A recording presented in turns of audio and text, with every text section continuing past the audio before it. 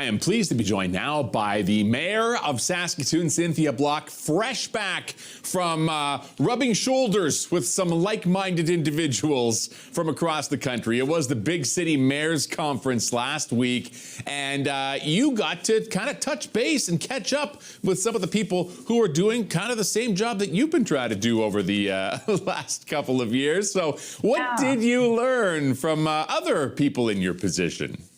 Yeah, I mean, I'd say that like-minded is correct from the standpoint that we all care deeply about advancing our cities and being able to support them, but it doesn't mean we always agree. No.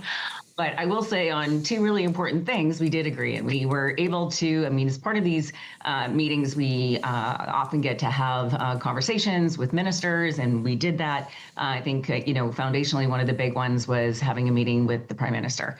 And we were able to lean in on infrastructure, understanding that there are infrastructure deficits across Canada, and we know that that's how we deliver core services. That's how we deliver more housing. That's how we deliver a more affordable, sustainable city for everywhere throughout the country. And in my view, the federal government is listening, and they're understanding that one of the really important tools that Saskatoon and Saskatchewan need is the understanding that we're not Vancouver or Toronto, we're not Ontario or BC, and how might that programming be able to be more flexible than it has in the past, so that we can accelerate on the issues and the priorities that matter in our province and in our cities. So I'm hopeful there, and as everyone will know, homelessness is a concern in cities right across Canada.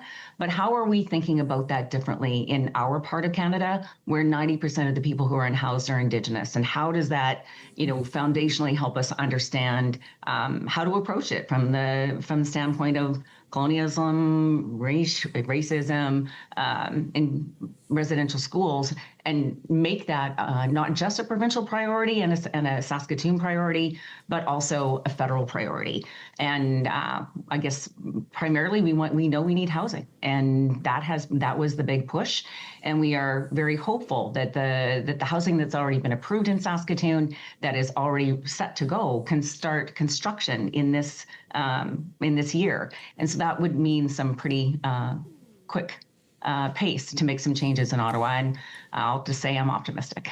Okay, optimism is good. That federal government has a lot on its plate right now, and it's pointed in a lot of different directions, and it's been trying to do so many different things. Do you feel like maybe we might not get the attention that we so hope for from a municipal standpoint because of all these other things that are going on a full worldwide level?